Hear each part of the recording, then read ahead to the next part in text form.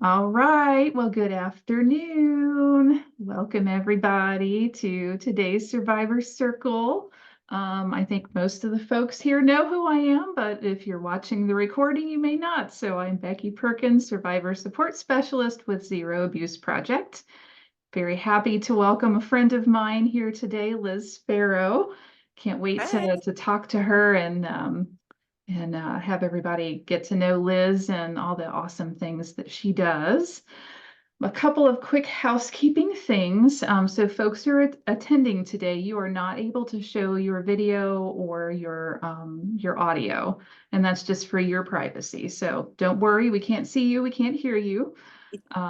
But you are welcome to type a question or a comment into the chat. When you do that, you have the option of sending it to everyone. So me and Liz and everyone attending, or just to me and Liz. So you have that option. Again, this is being recorded. So if you need to leave at any point today for your schedule, your self-care, feel free to do that. The recording will be available on Survivor Space and on Zero Abuse Project's YouTube channel afterwards today. And one final thing, just give a shout out to our funders, which is the Office for Victims of Crime, for providing grant funding for all of Survivor Space, including our Survivor Circles. So all that said, welcome everybody. So glad to have you join us today. And I am just so thrilled to welcome Liz Ferro today to our Survivor Circle. Liz and I are both in Ohio in opposite corners.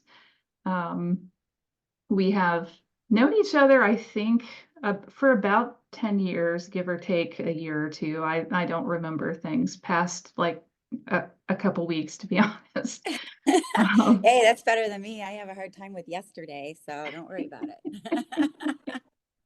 but Liz and I met through a mutual friend back when I was working at the at Ohio's Sexual Assault Coalition. Mhm. This mutual friend spoke at an event of ours, and that friend and Liz introduced me to running.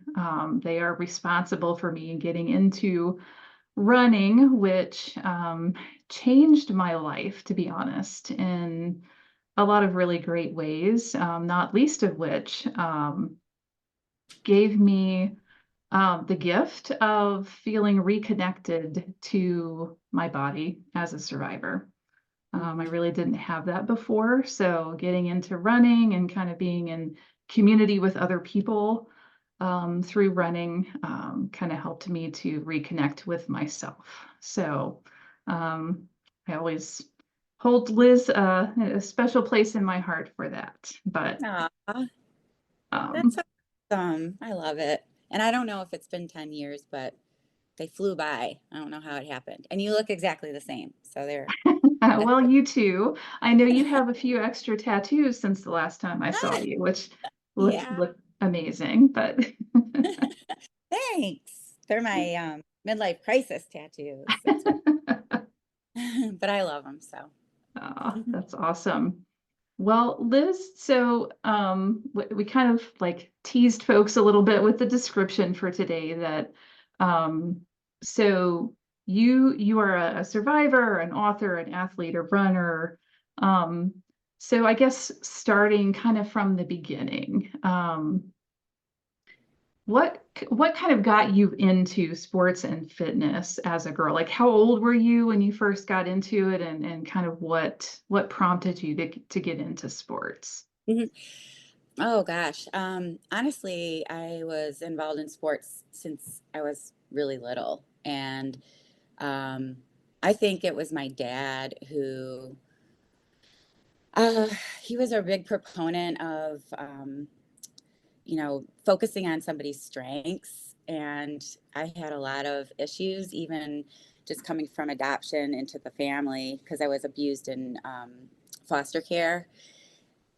And I think because I had all of that nervous energy and nowhere good to put it, my dad was like, "Oh my God, we got to burn this one out." And she's pretty athletic. So he had me in sports since I was like 5. I did gymnastics, I was a competitive swimmer. Um, when I was old enough, I started playing softball. He had me just in anything and everything that I could be involved in. Some things I was not as good at. Ball sports aren't my thing. I'm super coordinated and I'm very athletic, but for whatever reason, those weren't my things. So I always gravitated towards individual team sports. So the running and the biking and the swimming is what stuck. And it started at a young age of 6, and I've been doing it ever since, which I guess in a way I can credit my dad for starting Girls with Soul because he started with me. That's awesome. And so your dad got you into sports, but kind of what kept you going in them? Like what did you like, especially about the individual sports? What kind of resonated with you in those? Oh my gosh. Yeah, I mean, I kept going because it was same as you in a way where it's like just that camaraderie of being part of a team, but still being able to achieve things separately from the team. I like that a lot about it. um, I I don't think I don't know. I'm not a good team player in that regard where like you have to learn plays or for instance, I don't dance well with other people because I can't follow somebody. I have to do my own thing. So there's something really awesome about being part of the team and contributing and having all those friends and supporters and you sort of suffer together, you win together, you lose together, all that good stuff. But when it comes down to the actual movement and um, the exertion of your body, it's all up to you. And I just really like that part of it. Pushing myself to see what I can do and the achievement that comes with it. And it really just helped me love my body the way you had said before, where I used to only criticize it. And then I, still do. I'm a human person, it's never, a static um, thing. But just knowing that you could do these things like makes you appreciate what you can do instead of what it looks like or how you feel about certain things. It overcomes. And it's when I feel the strongest, the prettiest, to be honest with you, is when I'm covered in sweat and mud and I'm exhilarated. I mean, how do you not keep doing it? It's like Yeah. I feel bad when I'm not doing it. Yeah, I hear you. One of the things I love about running is I love all sports, like every sport that there is, but I don't have an athletic bone in my body. I am not at all coordinated. So like I played basketball and I ran track in seventh grade and I was terrible at both. So I never did either again. But like Oh, but like running just on your own, not even as part of a team, is, it's you don't have anything to prove to anyone. hmm, You're just out there doing it because it makes you feel good. yeah, And, if you find other people who are doing the same thing, then you have kind of that built-in community that uplifts each other and kind of like you and our mutual friends. So I love that too, and that's helpful to me especially because I've kind of put myself down a lot over the years because I'm a very, very slow runner. Like it does not come natural to me at all. So like when I run races, I am always in the back of the pack. But that's okay. And that's one of the great things about, running. And unless you are a competitive runner, like an elite runner, it doesn't matter what your finishing time is. It just matters that you're doing it and how you feel when you're doing it. So, yeah. um, And honestly, I mean, there's going to come a time where no matter who you are, even if you are an elite runner, you're not going to be running those times anymore. It's just not physically possible. You can only PR for so long. right. And, the older you get, the harder that PR is going to be. So it can't Yeah. be the end all of it. And that's, I think, why I've stayed in it for so long. And someone asked a question if I still exercise to feel good. And the answer to that is hell yeah.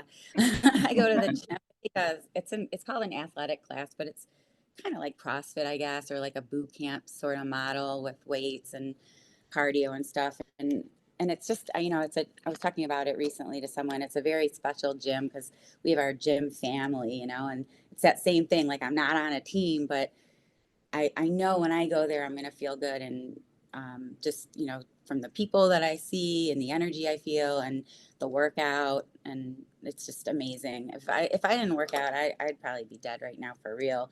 But also, I mean, I can't function if I don't exercise. Um, and that's not like I'm like a weirdo addicted, I gotta push, myself all day and I'm in the gym all freaking day or whatever. I mean, I didn't even go today, so I'm sitting here saying I don't function. It's probably why I'm like, I'm such a spaz. But you can't do it every day or whatever, but it is so important to my life, just for mental health and physical health. Yeah, absolutely. And I feel much the same way. I don't run anymore. I You found that don't? I I thought you did. don't. I don't. My knees don't like it. So I walk and I still do my like Pilates yoga stuff. I Yeah. used to teach that for a while. I gave up teaching that because it was just hard fitting that in with full-time work, but I still like do that workout on my own and kind of like you, I have to do it. I don't do it as consistently as I would like, but it's like when I haven't done it in a while, I can just feel it everywhere, like body, Yeah. mind, everywhere. Yeah. Well, So, plus, you're going to feel so much better afterwards on mhm. the days that I don't want to go. Sometimes it's just strictly because I'm too busy or whatever, but there are days where I just don't want to. Yeah, yeah, absolutely. Uh, so you have run a ton of marathons. I saw a picture recently on your social media. So like these are almost all of my medals, like Oh, almost all of yeah. my medals from all of my races I I know run. what picture you're talking about now that you're pointing to the But you, medal. yeah, you have like this photo. It almost looks like a curtain rod with all these metal, and I know that's not even all of them. So, so what drew you specifically into running and then running marathons? Like, how did you get started running marathons? Whew. It's just one of those things where, I mean, like I said earlier, my dad kind of got me into sports in general. And my dad was not super athletic by any stretch. Like, I'm not talking shit about him or anything. He just wasn't. But back in the day when, he was an attorney and he worked a lot and, had the dad belly and all of that stuff. But back when they first started talking about like people doing this as a thing, they just called it jogging or whatever. Like it wasn't the same as it is now where everybody knows what running is. Back then it was like, oh my God, there's this thing called jogging, like they, so weird in the 70s or whatever, the 60s. And I used to love when my dad would go to the track, and I don't know why, because this is not typical runner um, MO, but he would take the car and drive to the track at the high school, which I think is hilarious because we only lived a mile away. So like I would just run there, like whatever, no judgment, but whatever. But I loved it. I would get in the car with him. I was a little kid, and while he was doing his thing, I would try to run around the track, and it was be such a source of pride and excitement and energy and all this stuff like that. My dad was proud of me and I was proud of myself. I would count how many times I could go around, and every time I would try to go one further. So there's something about pushing myself to see how far I can go that really drew me to like endurance sports in general. And like you, I taught fitness classes for a long time, over 20 years actually, everything under the sun from water aerobics to step aerobics, high low impact. I mean, I know I'm really giving away my age. I'm like basically Jane Fonda era, ridiculous. But then I graduated to spin classes and all of that stuff. But anyways, so at that point, when I was teaching in a lot of the different clubs in downtown Cleveland, there was one gym in particular that had a pool and a lot of triathletes worked out there. And a couple of them, I would just like on workouts with them. And I think they were the kind of the catalyst to like trying a marathon. Like for the first time, I ran the Columbus Marathon, or no, my very first marathon was in Las Vegas when I was 24. And I had never even done a half marathon yet. So people were like, okay, you might want to like build your way up. I'm like, nah, I'll be fine. And I was fine. I did like a 4 hour or something like that. My second marathon was Columbus, and I qualified for Boston with a 3:35 and never went to Boston and never qualified for it again. So there's that. But anyways, then I decided, oh, I'm going to try, Ironman. And they were like, oh, no, you got to do, you guys haven't done enough years of endurance racing. And I was like, well, it's got to start somewhere. So I did a couple half Ironmans and then graduated to Ironman, and I've done 5 of those as well. But yeah, I just love to see how much I can hurt myself. I don't mean that in a self-harm way or a bad way at all. It's just the challenge of it, and then just the excitement of accomplishment that comes with something like that is slightly addicting. I think it's a positive addiction in a way, but some people Yeah. might not agree. Well, I hear in there too, like a little bit of like people told me I couldn't do it or I shouldn't do it the way I want to do it. So I'm just going to prove them wrong and go out and do it. Kind of, yeah, I like to do that. It's one of the But things then, I love about you. like if you tell me I can't do something, you can consider it done yesterday, pretty much. Like, and that was even the case with Girls with Soul. People said it wasn't going to work and I shouldn't do it. They didn't like the mission statement. There was a whole myriad of things that they said wasn't going to be effective or work. And it obviously still did. But I guess now that I'm getting older, I still do like to push myself, but Mhm. the goals became entwined with helping, girls or other people through what I was doing with Girls with Soul. Mhm. So I don't know. The goals, just like life ebb and flows and changes and doesn't stay static, neither does your goals and your dreams. They seem to change as well, or they should. So that's Yeah. kind of now it's a little of both. Yeah, and so I know I'm going to ask you about Girls with Soul in a minute here, but Yeah. just curious from your marathon. So before folks joined us, we were talking about how your kind of big goal is to run a marathon on all 7 continents, and you only have 2 that you have not technically run one in. So Yeah. but Antarctica is one you have run a marathon in. So that one and the Great Wall of China marathon kind of stick out to me as like, wow. Like Oh, to me as well. I mean, it's just like to be like running on a flat course in like 50-degree weather is challenging enough, but like running in Where you roll out of Antarctica, bed in your home and you didn't have to cross the Drake Passage yeah, on a ship. yeah, those Get little there. things. Um, So I'm sure those have been memorable to you, but are there any like specific marathons or even moments within marathons that stick out to you as like some of your favorite memories from running?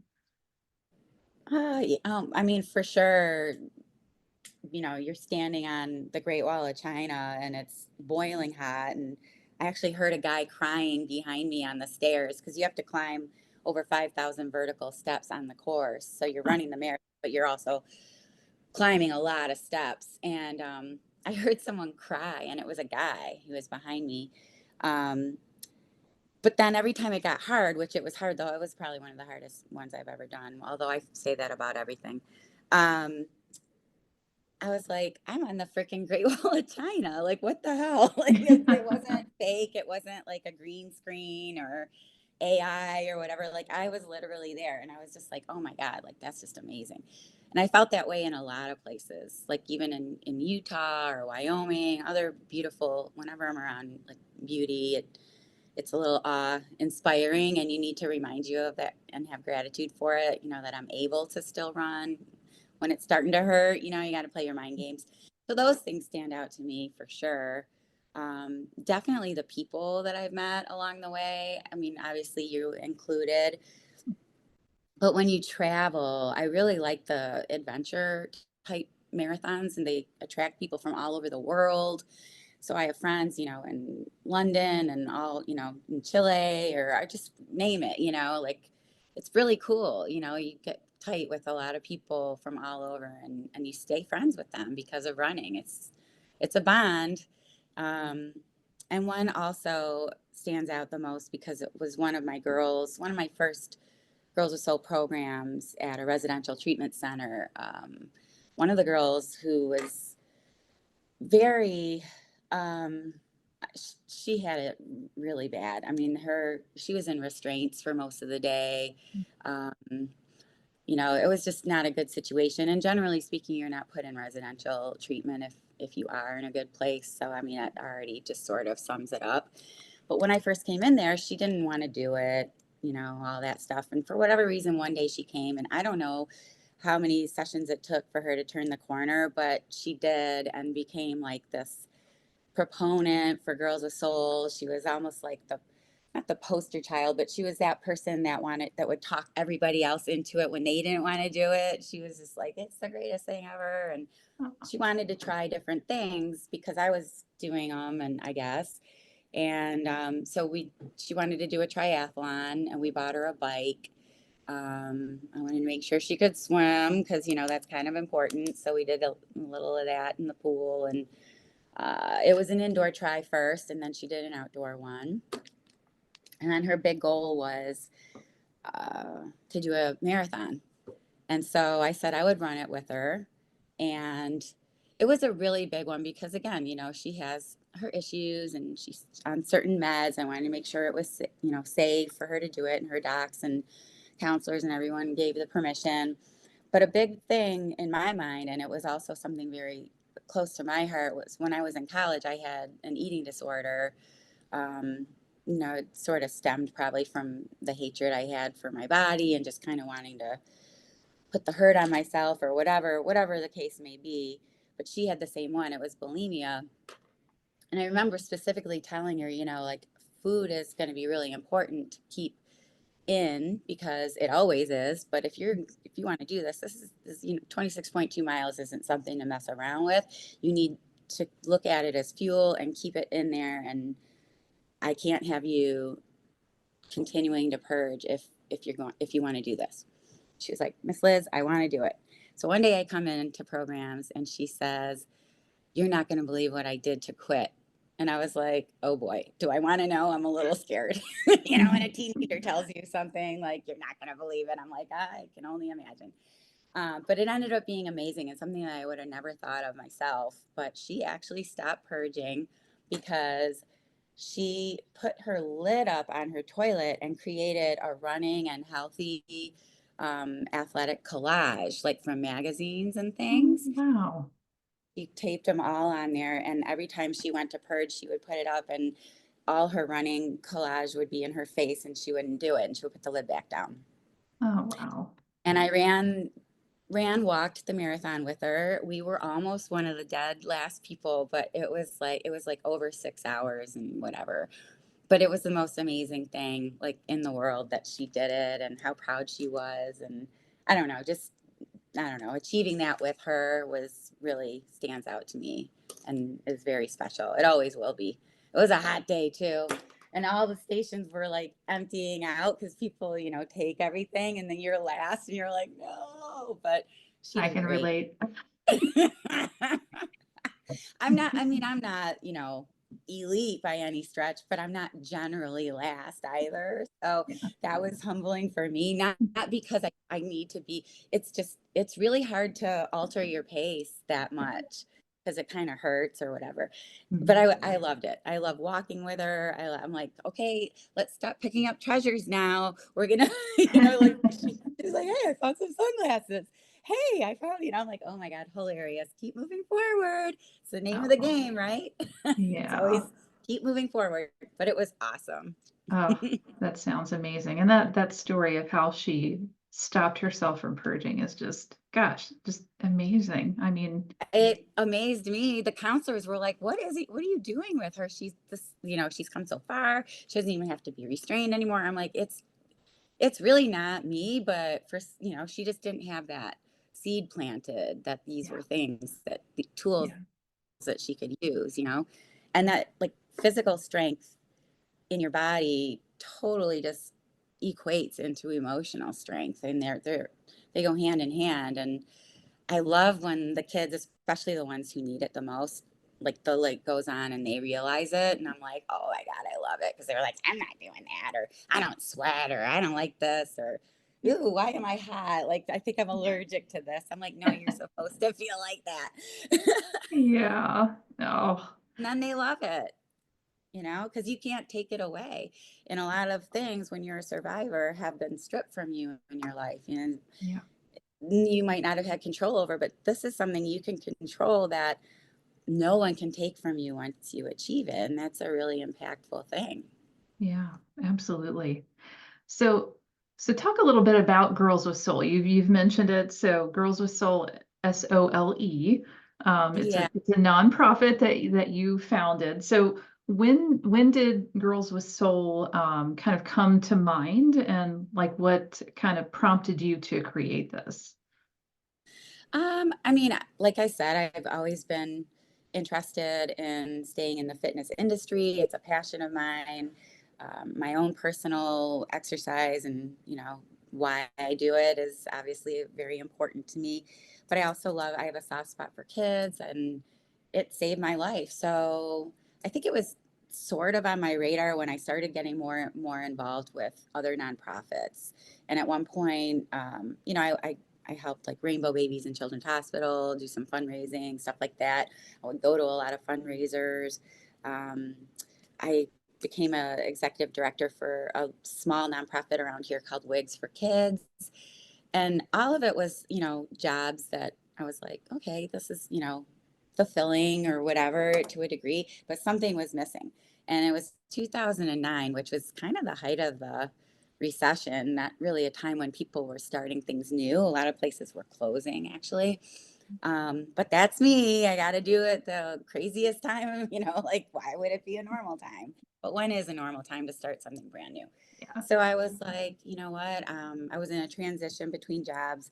And at the time, my husband and I were talking about it, and I was researching and I was thinking there's a lot of talk therapy kind of scenarios where people sit in a circle or girls are helped through programs that are talk only or journaling only or whatever. But the physical component was missing. So I was like, I'm going to start something that actually uses what saved my life and will also have the other parts, but it needs to be, mind, body, and soul. And that's where the soul comes in. And clearly it's a play on words using your soul to soul, right? Yeah. Yeah. So what is the programming behind Girls with Soul? What do the girls do, and then kind of where do you go to meet the girls? Yeah. Um, Well, it's really dependent on program partnerships. So it's basically a collaboration. I wouldn't be able to really even do it if I didn't have the partners that I like talked about earlier, the residential treatment center, or it might be a juvenile justice department, schools, a lot of city schools in Cleveland, could be churches, but any group where um, the kids are already identified as having maybe experienced abuse of any kind or being at risk for abuse of any kind. And so generally it'll be like a school or someplace where they have all of these counselors or they have the circle time, but they don't have the supplement of Girls with Soul. So I come in and I bring the programs directly to the girls where they are. They could be 12 weeks. We call the 12-week program that you helped me do some grant writing at one point Lula, because it stands for Lacing Up for a Lifetime of Achievement. Um, it can go beyond 12 weeks, but it's generally 12 weeks. And I'll go in once a week, whether it's after school or during school. It depends on, what the partner's space is available or what they want me to do. And I conduct the programs for about an hour to an hour and a half. The first portion, we do like a creed just to get everybody on the same page or feel like a unity.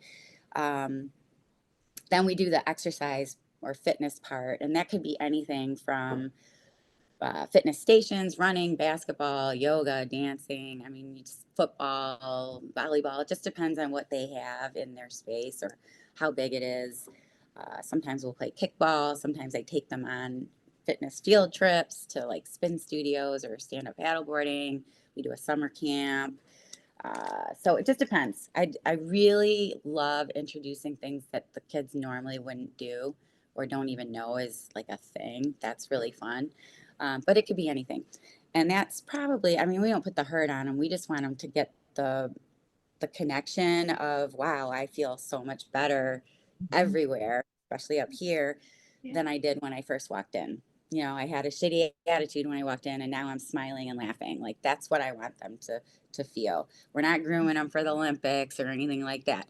So it's about 20 minutes, maybe 30, and then the last 30 minutes is more of a self-awareness or self-esteem building portion by utilizing the talk therapy that I was talking about earlier, but I'm not a counselor, so I shouldn't say therapy, but it's mostly like art projects, collages, not on toilet seat collages, but on paper, different types of posters or activities that are going to make them think about how to build themselves up, build their peers up, just keep moving forward and why they're so awesome.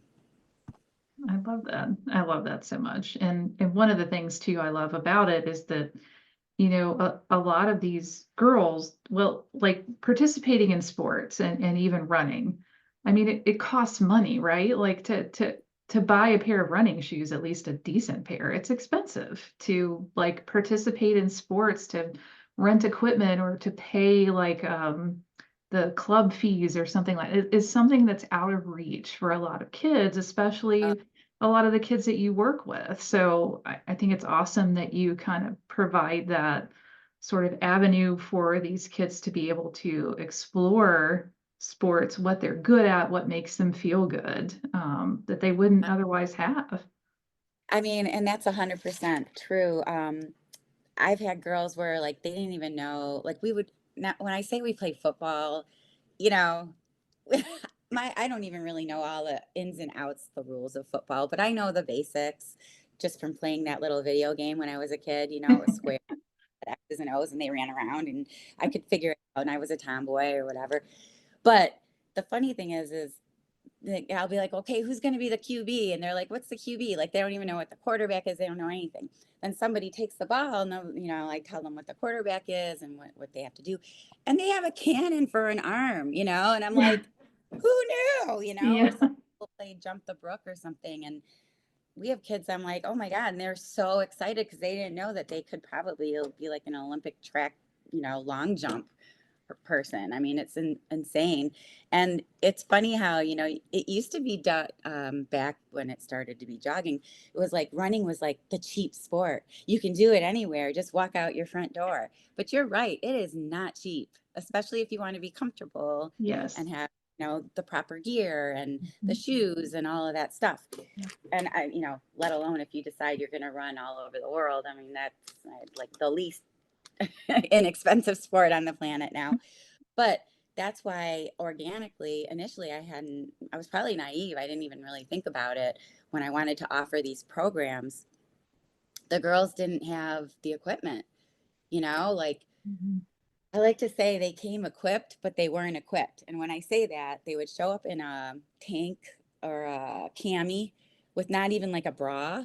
And when we were like running around, they would literally run like this because Mhm. it hurts. Yeah. Well, of course you hate running because you're Yeah. wearing your foster brother's Heelys. Remember those things? Those Heely things Yep. where you Hmm. the wheels pop out of the shoe and they became skates and then you could pop them back in. I had one girl, she was in foster care. She would come in Heelys and she had taken the wheels out of them. So if you can imagine how unforgiving the sole on those shoes probably were, right? And why would you think that running feels good when you're running in those things? And I was like, you know what, honey, that's dangerous. We got to get you some shoes. And running around like this is not ideal. We need to get these girls some bras. So it really just morphed into organically this thing where, okay, well, you're not going to get it for one kid and not everybody else. Everybody, I'm like, Oprah, you get a car, you get a car. I would. But we instilled in the programming bylaws and everything like, okay, now we offer this and this, and we supply free running shoes, sports bras, all the gear that these kids need that they don't have.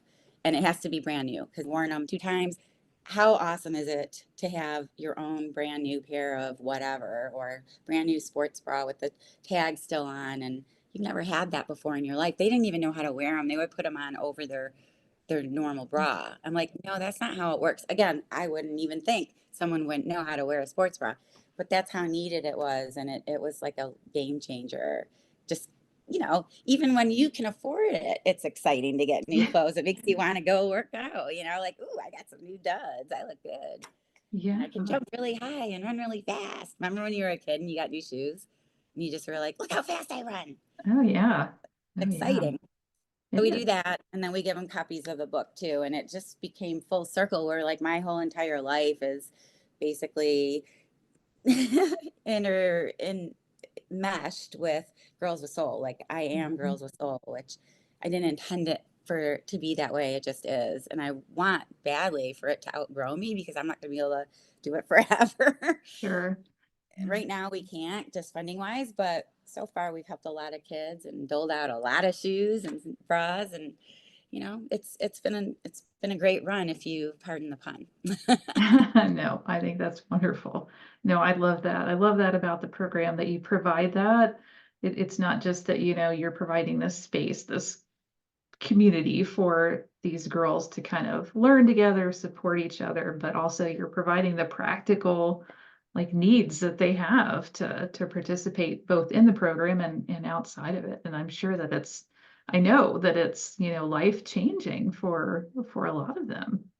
Yeah, I mean, like you said earlier, people would say you can't do something, and unfortunately a lot of these kids um, are getting that from their own homes. Like, who do you think you are? You're not going to be able to do that. Or, sometimes they have these instilled stereotypes like we'd be on a hike and they'd be like, Miss Liz, black girls don't hike. And I'm like, really? That's weird because you're here, I'm here, you're black, and we're all hiking. So Yeah. apparently they do.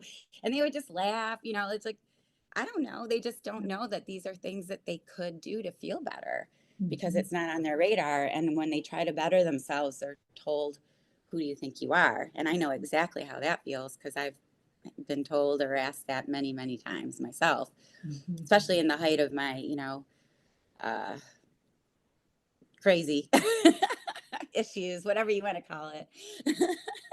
Yeah. But, it's just something that you can use as like your own private little superpower. Like Mhm. if I go into a speaking engagement and there's 300 people in the crowd, and I still get nervous when I get on stage at times, but I have my little superpower and it's a lot of confidence. I'm like, damn, I remind myself things that I've done, that I've accomplished physically, that no one did it for me. No one handed it to me. I Mhm. had to do it. And it goes really far. Yeah. So that's what I love about these kids. They'll come back to me all these years later. I mean, it's been 15 years now since we've been doing Girls with Soul. And, I have kids who are, in their 30s now that were in my initial programs, and they have kids, or they'll keep in touch with me or keep in touch with each other because they met at our camp, or it just blows me away. Like some of the things that are said, like, or done, like that collage, like I can't even make that up. I would have never thought of that myself in a Mhm. million years. I don't know how she did, but she's also a really smart young woman. But um, yeah, it's just amazing, like the things that they learn and the seeds that I didn't know were being planted because I didn't even think they were listening. And they Mhm. still come back to me and send me messages thanking me, or wanting to take their kids to the place that I took them stand up paddle boarding because they want their daughters to do it. It's just awesome. Like I didn't think about a lot of these things when I first started it, but yeah, it's amazing. Yeah, it's a ripple effect. It really is. I mean, I think about just your effect on me, a grown woman who, had a fairly privileged upbringing and, like these medals, I have them on my wall, not as a source of like pride, like, ooh, look what I did, but as a reminder that like I can do hard things. I can do things that I don't think that I can do or that I don't think I have any business doing. Like I actually can. Exactly. Yeah, it's supposed to be scary. Otherwise, Yeah. the accomplishment, isn't as great in your own mind, you know? Yeah. Yeah, but for these girls who have, been not just, subjected to abuse of various kinds, but told all their lives that like they're not worthy to have these opportunities, or that that's for like rich white folks to do, not for you. Like that's not something you ever, need to think about doing.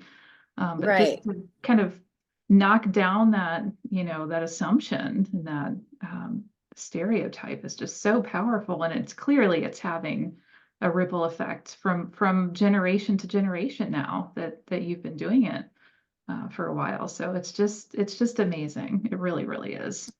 Thank you. I appreciate that because sometimes I'm like, oh man, I'm not doing enough. So, it's nice to hear. Again, not as a braggadocious or braggadocious thing, more just of, you know, I have to go easier on myself. Yeah. Sometimes sometimes I'm too hard on myself still in certain ways, but always more with my kids, my girls, Mhm. than myself. I don't know. I Yeah. beat myself up if Yeah. I don't think I'm reaching them. Yeah. I hear you. Yeah. So as if running marathons and like running your own nonprofit were not enough, you decided, hey, you know what? I think I want to write some books. Oh, So, and I have one of them right here that I that's the dearly old cover. I love. love I it. love it. Did you like Um, that? but so what made you decide to start writing? Like what was that kind of what made you get into that, and kind of what was the process like to get started with that? Well, that Finish Line Feeling is my first book, and it's basically my story and how Girls with Soul came to be, with some funny antidotes and such in between. I mean, my mom used to tell me I was so crazy I should write a book, and I was like, "Hey, cool, I did." But anyways, it wasn't because I wanted to one up my mom or anything, but I think initially that book was strictly, I honestly had no intention of writing anymore. I wasn't like, oh, I'm going to be an author. And I still struggle to call myself an author. But I think it was kind of like a combination of I can help kids in the programs, or kids who, or even adults who can't partake in the program for whatever reason, because I'm only one person, and maybe I can help them with my story. And then, if nothing else, I thought I'm going to start giving the book to the kids in the programs, because a lot of them in residential, they get their phones taken away, and they actually do read. Um, sometimes it's hard to get kids to read, anyways, these days, or even adults, really. But they read, and so it was something that I could give them, that they would have something positive to read, but also something that would give them permission to give voice to their own story, because they could see mine, and that it is possible to move forward, even if you don't think it is. So that was the initial catalyst. And then I also kind of wanted to leave a legacy for my own kids when they got old enough to read it. I thought, well, at least my story will be written or whatever, even if it's not published. Ended up getting published, but then the initial, so that cover that you have, that was at the with the original publishing company who published it way back in, I think, 2010 or 11, 12, something like that. I don't remember. Mhm. Um, and then COVID, they shut down. Mhm. And I was like, oh no, now I'm going to have to shop my book again and try to start all over again to be published, because I didn't want to self publish. So I did. And in the meantime, I had written another book, because same reason. I was like, so the second one is, it's called Girls with Soul, a Girl Power Guide to Unleashing Your Inner Superhero. And it's a workbook. So it's really based on like self-esteem activities, self-awareness activities, and then stories from my 50 States for Soul campaign, when I ran a marathon in all 50 states, and all that kind of stuff. And I thought, well, again, I can reach adults who wouldn't normally, be able to get part of my workshops or my talks or whatever programs. So that's where that came into play. So that publisher took on my first book, Finish Line Feeling, And he said, well, if you add a new prologue and we put a new cover on it and we do this and that and maybe add some more stories, um, we can call it a second edition. So now I have the second edition, Girls with Souls workbook, which I also might have a second edition coming out soon because he's shopping it to Simon and Schuster. And then I have Chameleon Girl, which is fiction, and my new book called Letting Frogs Go, which is also fiction. So I guess the process was, hey, I'm going to try this, see what happens, who cares, to, oh, I kind of liked doing that, and it's helping some people, and people like them. So then I thought, I want to make some stuff up because those two books are real. And that's a whole different ball of wax when you're just reiterating what already happened. You know, it's one thing. Yeah. But to make stuff up and have characters and have to describe stuff and plots and all that, I'm like, that could be fun. So that's how it sort of morphed into that. Wow. And so I've only ever written nonfiction stuff and never like a full book length.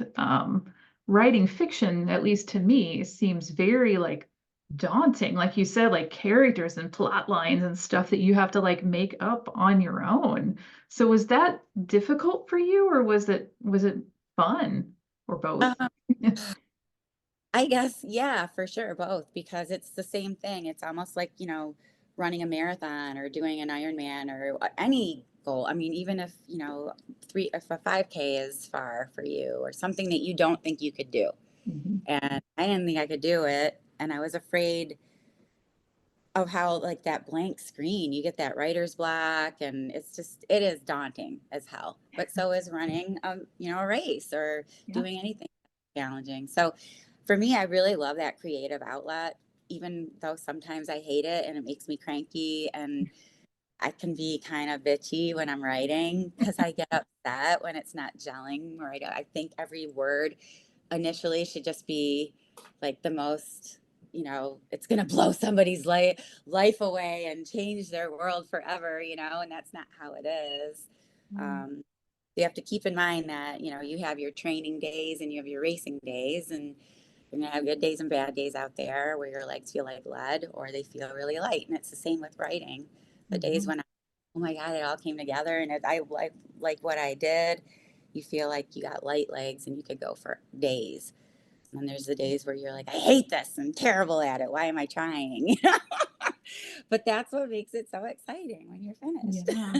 Yeah. And days where it's painful, right? To use like that running metaphor. I can remember when I was running and my daughter was younger, like if I would have like a really long race, like the next day I was sore, right? And so I went for a recovery run, and Oh, yeah. she's like, "Why are you running if that's the thing that made you sore?" And it's like hard to explain, like, lactic acid buildup and how it like Right. flushes it out of your body. But like running, a shorter distance and not as strenuous and stuff, like it helps you to heal the soreness from the day before. So it's kind of the same thing. It's like when you kind of hit that painful roadblock where you're just sore and you're like, why did I do that? Like I don't want to do this anymore.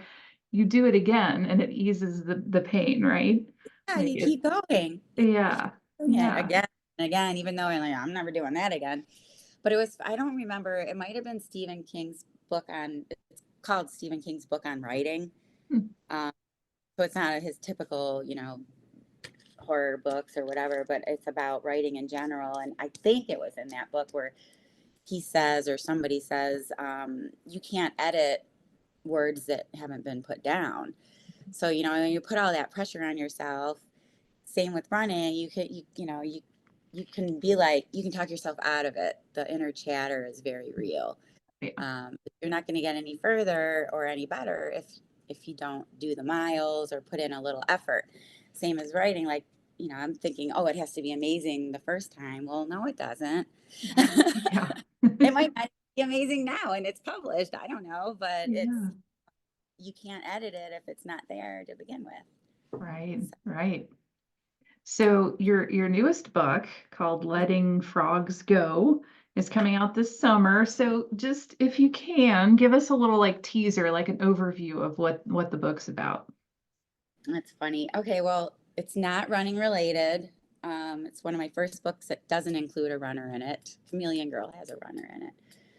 Um, but yeah, it's a group of 5 women who were best friends growing up in South Carolina. And now they all live in different areas of the United States, and they're in their 50s, 54 ish. Um, and they experienced in high school together a trauma that bonded them kind of for life. And so they always get together at least once a year. But the visit in this particular time is much different because one of them gets offered a chance to test an elixir that a doctor made. It's like an anti aging elixir. And it ends up turning the clock back for them physically and emotionally. Like they look like they're in their 30s again. They can do things physically that they, did when they're 30s. Their knees don't hurt anymore. They don't have menopause or any of the other crap that we deal with in our 50s. Um, and so, but of course, nothing that good to be true ends up being amazing the whole way. So it's a teaser would be a lot of crazy things happen. It might possibly be a cure for cancer. And it's just like a celebration of female friendship and learning what's important to hold on to and what to let go of. Sounds wonderful. And when does it come out? Is it summer? July 24th is the release date. Okay. Oh, I can't wait to read that. It's really nostalgic and fun. I'm going to turn 55 on March 27th.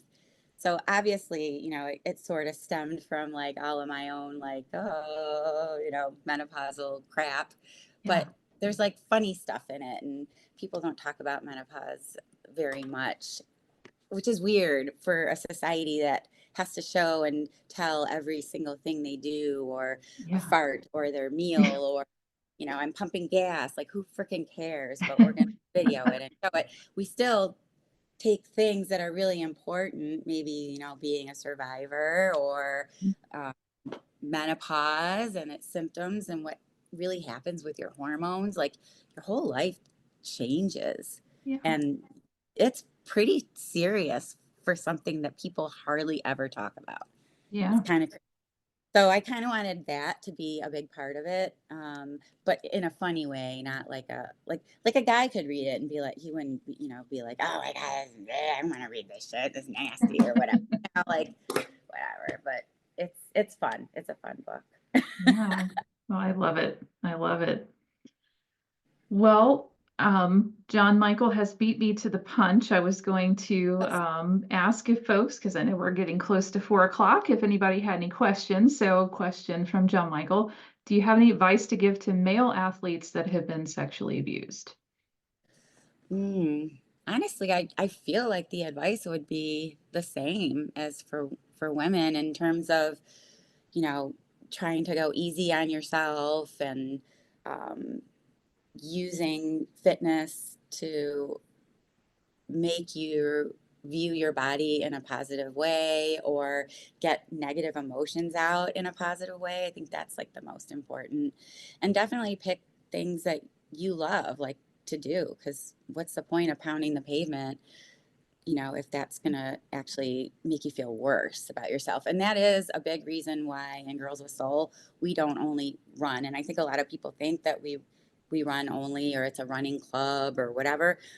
But I really want to empower people, through the power of movement and all the benefits that come with it, especially as a survivor. Um, and if running is something that kind of makes you feel a little bad about yourself, because that can happen to some people, it's the opposite effect.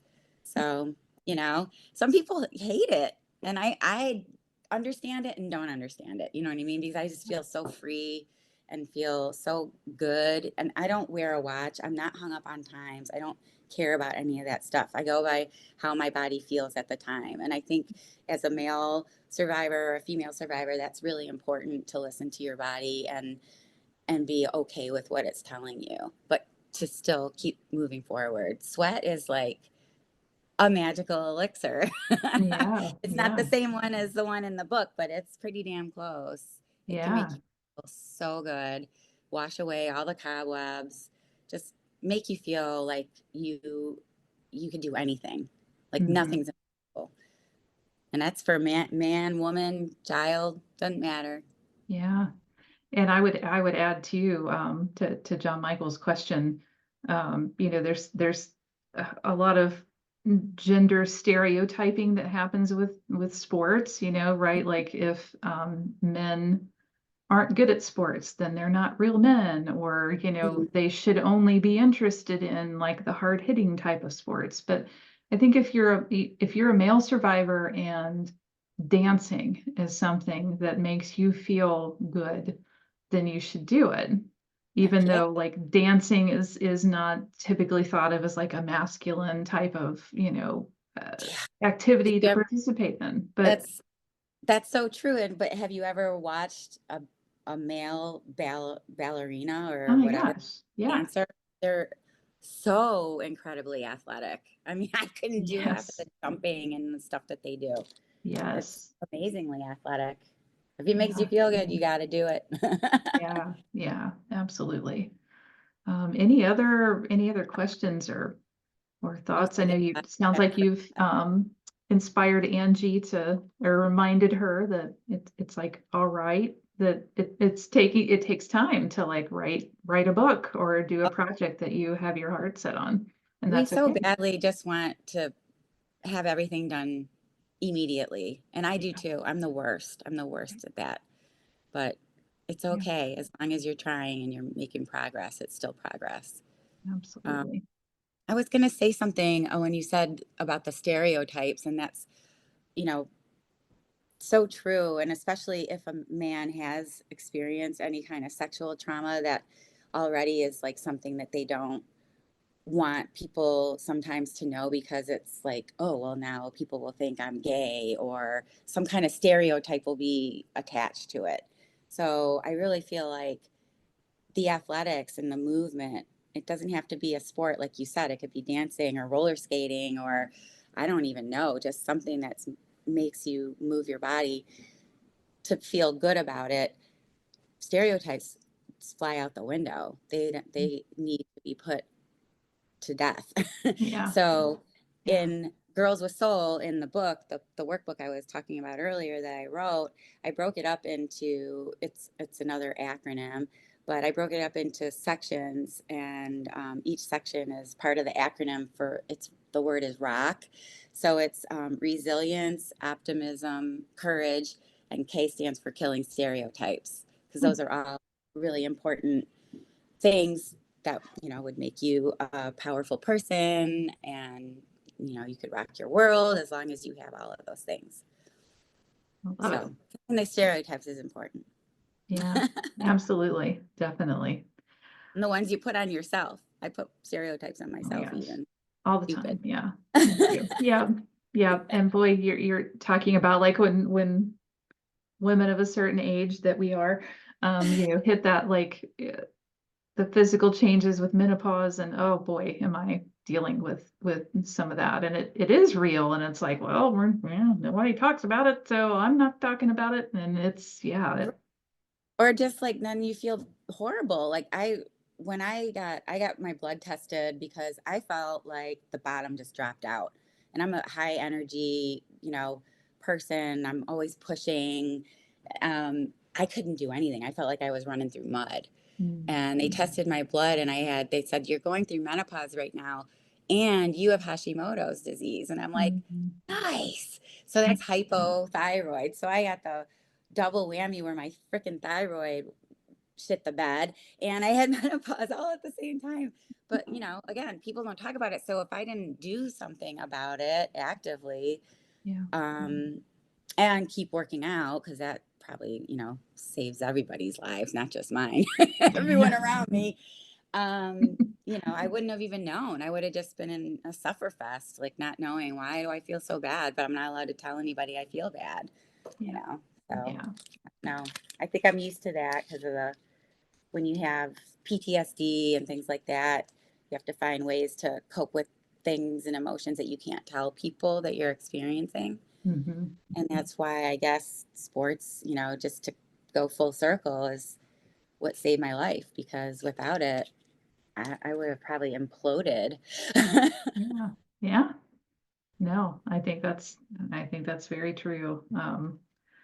Well, Liz, I know we're coming up on 4 o'clock, so wanna That went fast. it did go fast. I know. I've so enjoyed catching up with you with our friends watching, and I appreciate you sharing more about who you are and all the amazing things that you do. And I wish you all the best with your books. I will definitely buy Letting Frogs Go when that one comes out. That sounds Thank so you. interesting.